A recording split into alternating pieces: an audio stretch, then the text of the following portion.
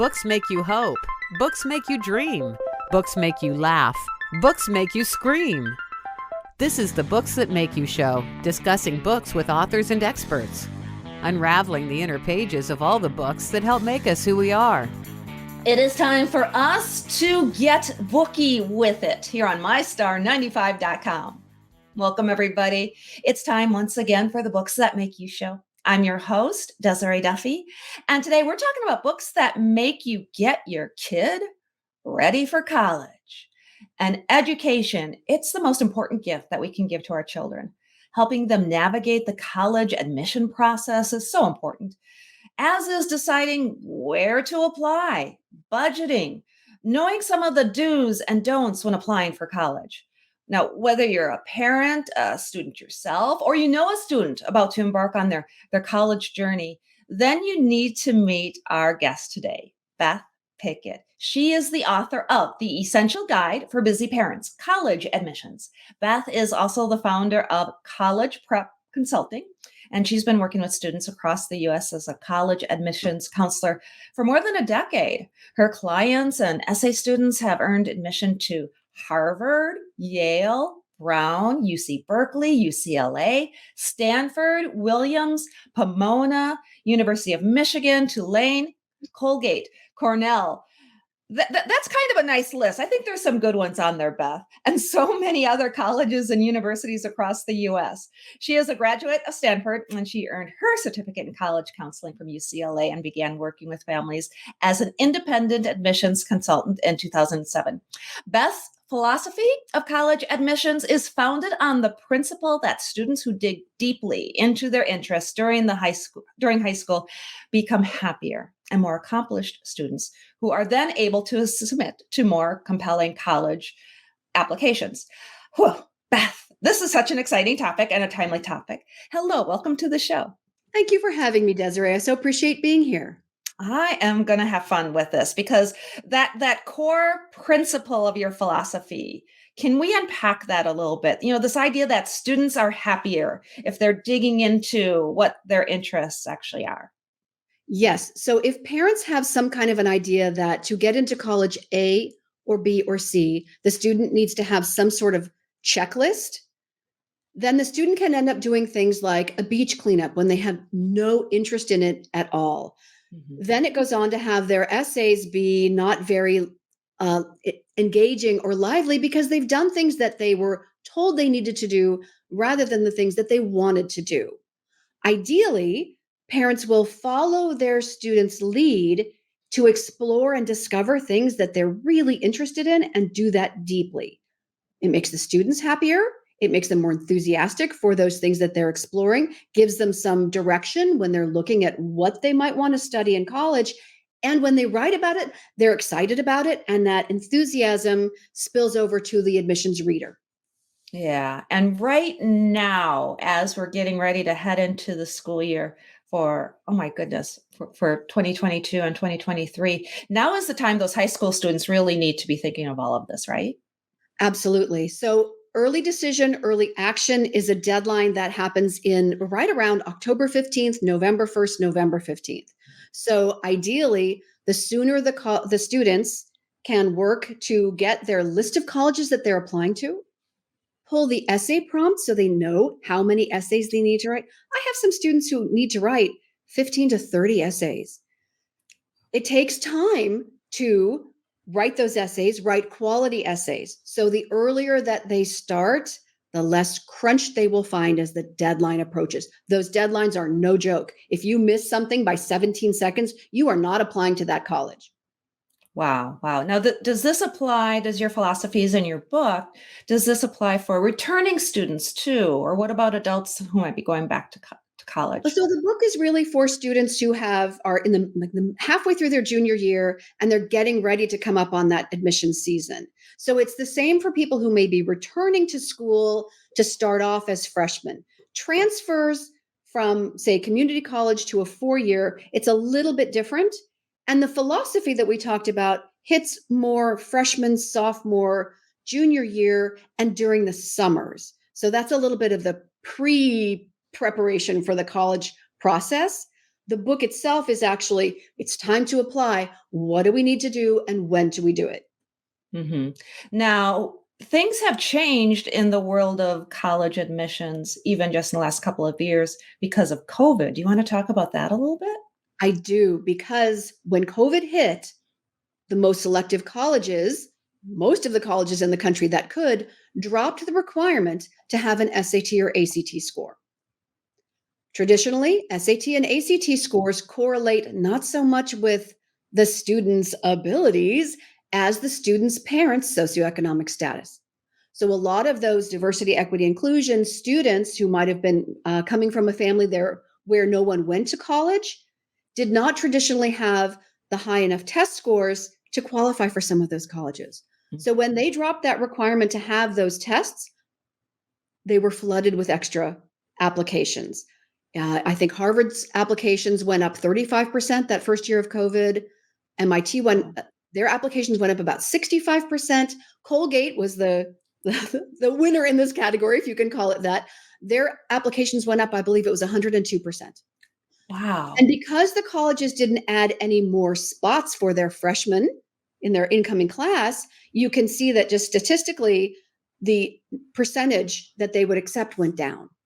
And so in reaction to that, students are applying to more colleges per student, which also, it's just sort of a cycle that means more applications, fewer spots for the students, and it looks even more selective than it already was. So it's a difficult process out there, especially for those super selective colleges, but we have so many great colleges here in the US, and a lot of them are not that selective. So students and families who are willing to look more broadly at what the student wants in a college can really find some wonderful institutions where their student will get in and where they could get great financial aid or merit aid to help with the payments. So let's talk a little bit about financial aid too, if you would. Tell me what's going on there. I see a lot of families make a completely understandable but erroneous decision when they're looking at colleges. If you just look at the sticker price, or what we call the cost of attendance, that is the full package of tuition, fees, room and board, that's housing and food, transportation, everything all in, the sticker price can be very high at the private colleges, especially $85,000 per year. And you're looking at 4 years of college. So some families will look at that sticker price and say, oh, we can't afford it. And then go looking at other colleges, maybe they're state colleges that have a lower sticker price, $35,000, $40,000 a year, which makes all the sense in the world based on how we normally do our finances. But there's a kicker to colleges, and that is that those very expensive schools often have really, really good financial aid packages. So if the family has financial need, they can cover that need. And of the best schools, the very most selective schools, they won't include loans in there. So it can be less expensive for those families to attend what looks like the more expensive school rather than the state schools. The other thing is that the state schools, sometimes they are so impacted that the student can't get out in 4 years with their degree. So they're 5 years or 6 years, which adds to the cost, bringing it up again. Families that don't qualify for need-based aid because they make too much money can look at colleges that have merit-based aid for students who are high achievers, high GPA, high test scores. I have one of my students who didn't qualify for need-based aid. He's getting $220,000 over the 4 years at his small liberal arts college because they wanted him so badly. It can make a huge difference. But those two particular college lists, the ones that are good with need-based aid and the ones that are good with merit-based aid, are usually two completely different lists. So the family needs to know going into it, which kind of colleges are we looking for, and base their lists partly on that. So, and really, they shouldn't be thrown off or assume that a college isn't going to be right for their student just because they've heard or they assume that it's going to cost too much money because of all these different factors. So, And yes. Oh, I was just gonna say, yeah. So how can a family then you basically have two lists? Is that what you recommend that they do? Is they create a list? Is that what you talk about, or how do they go about that? They have to figure out which list they need to look for. So it starts with the key document for financial aid, which is something called the FAFSA, FAFSA, free application for federal student aid.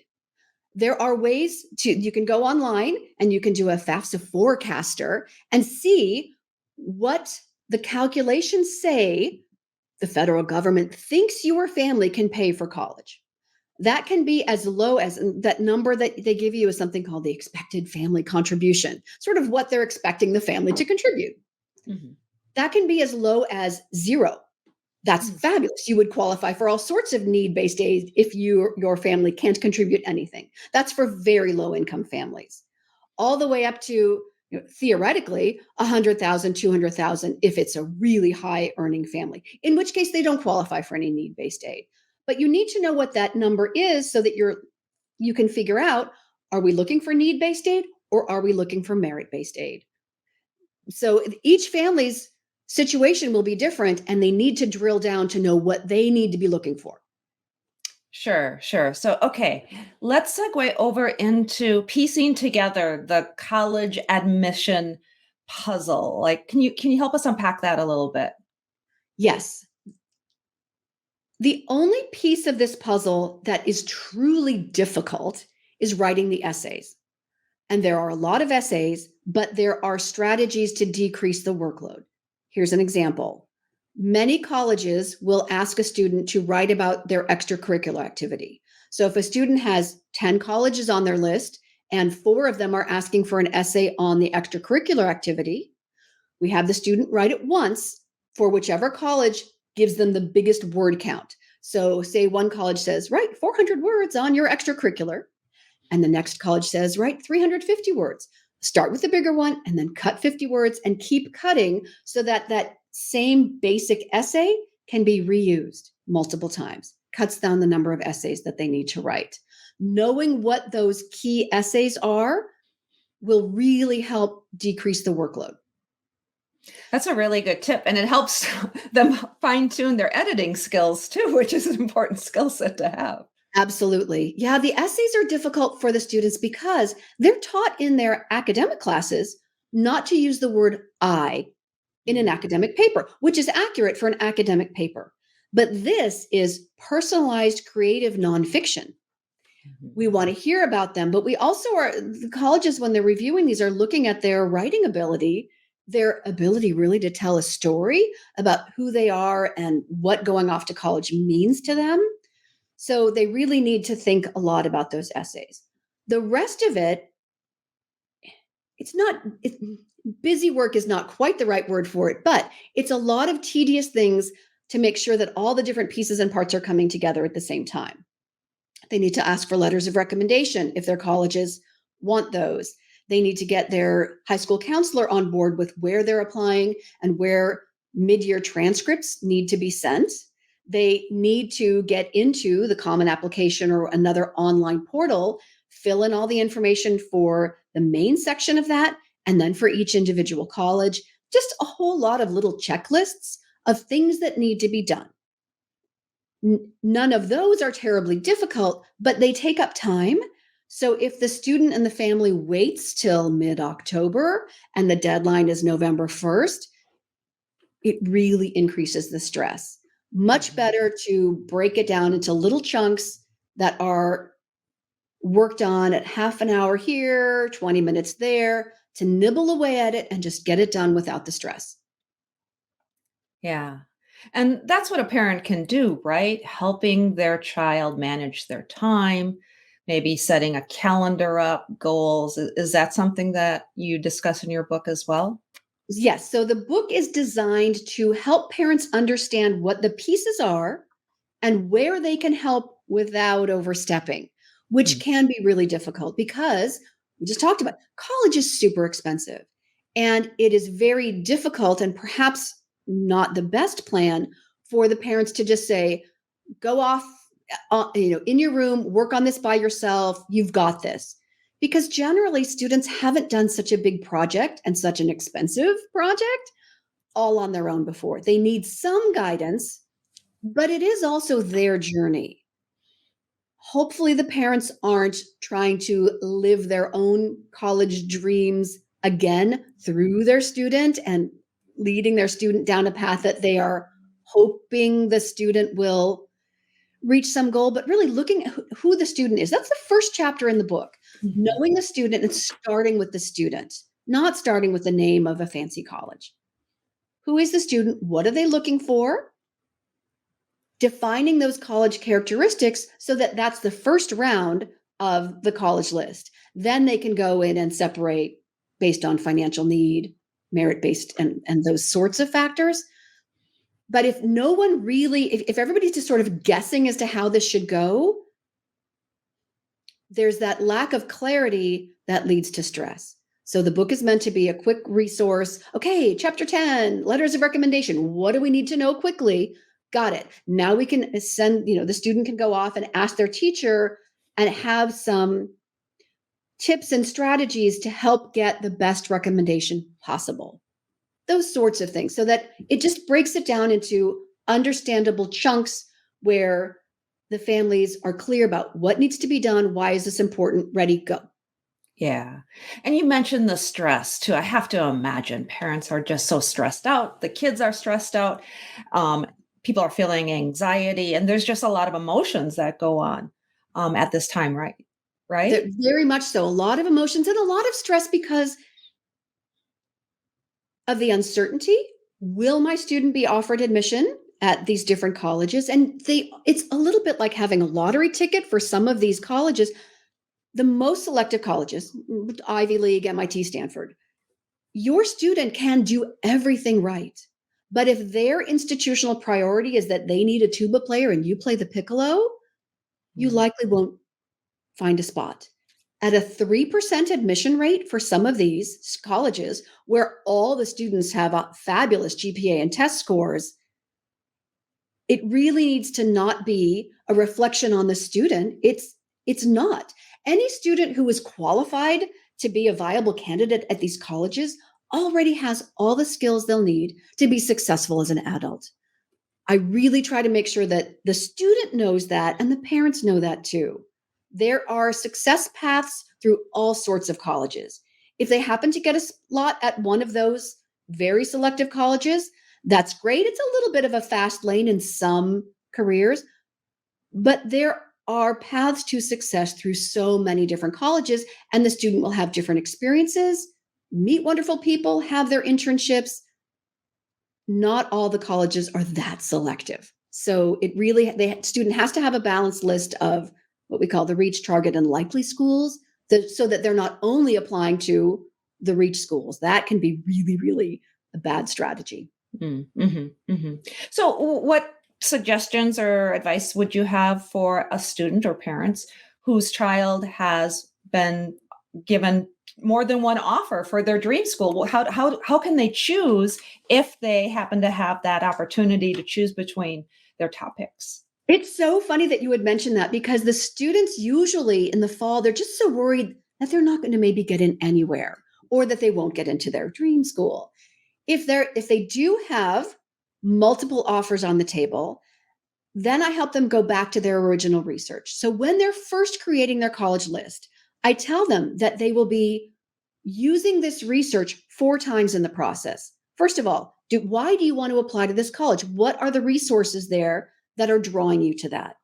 Then for any interviews you might have to do with the college, writing the why this college essay. But then finally, the 4th one, back in spring, go back to the research and say, oh yeah, I really love this college for A, B, and C.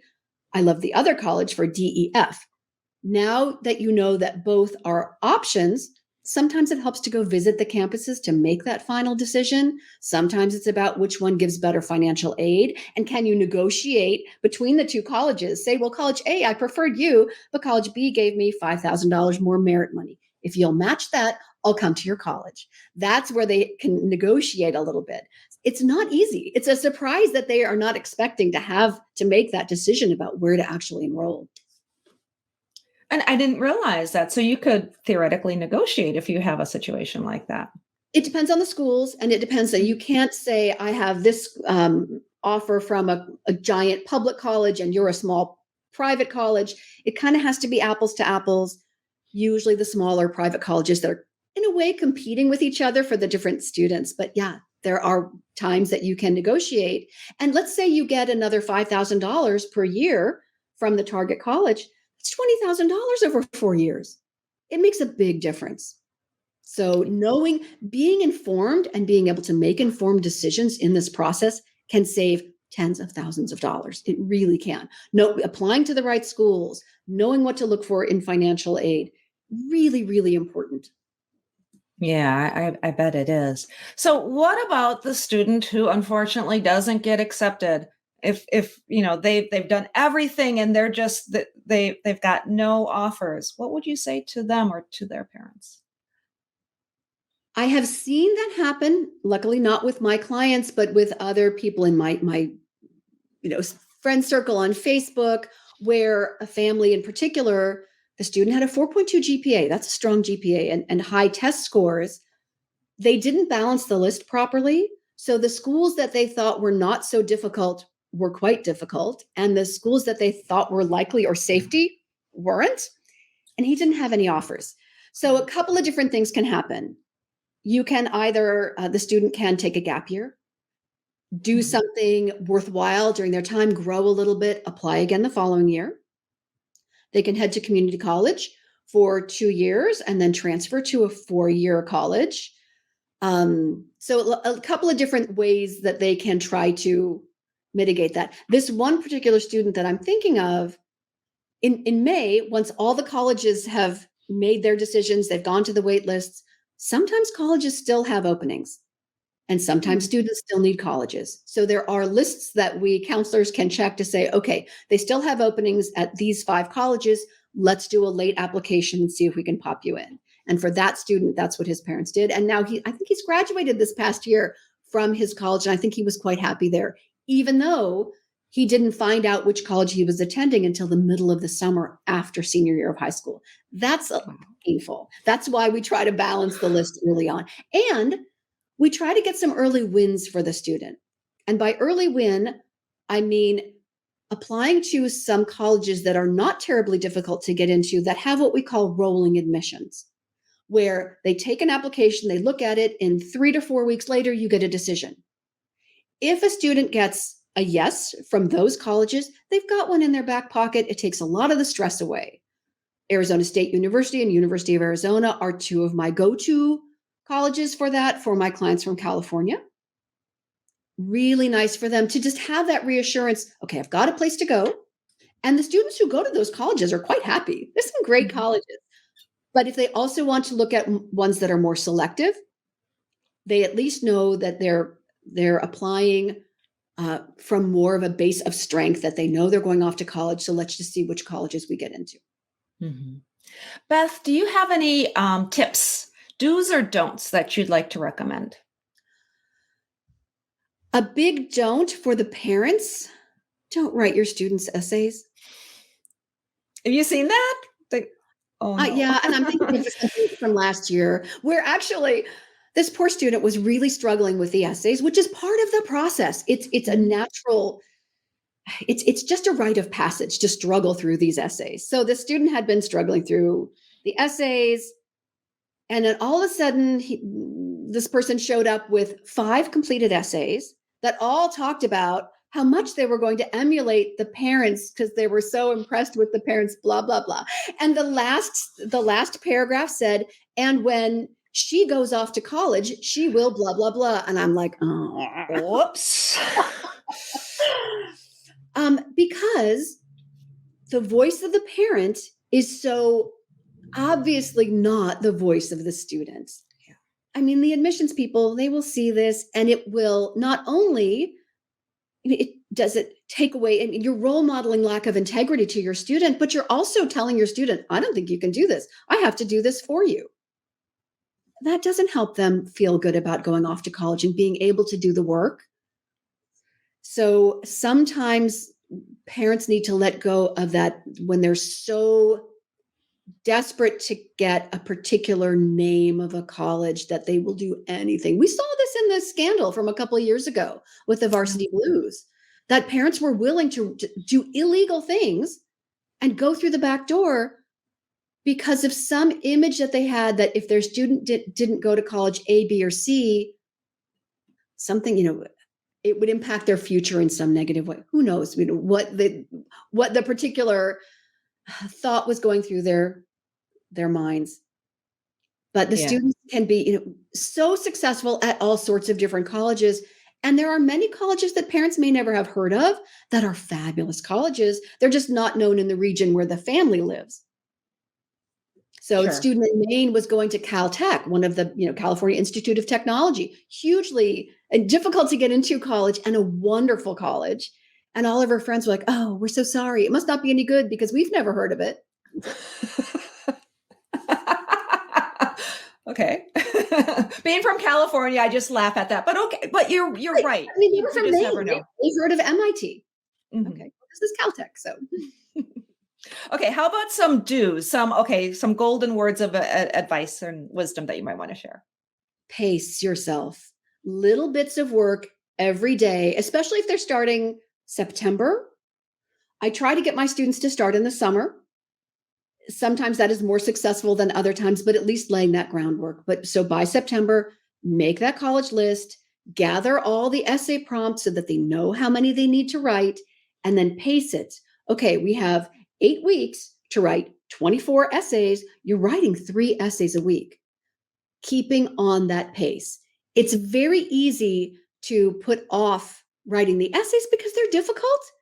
But then it just means that you've got 24 essays to write in 1 week, and they won't be very good, and they won't help the student earn a spot at those selective colleges. So pacing the work is probably the biggest thing. Excellent. The do's. Yeah. Fantastic advice. Beth Pickett, author of The Essential Guide for Busy Parents, College Admissions. What's next for you, Beth? Is there another book? Are you working on a project? What can we expect from you? I do have a book in mind for those freshmen and sophomores to help them figure out what can they do in the summers, what can they do as far as extracurriculars to help figure out early on what path they think they might like to take through college and beyond.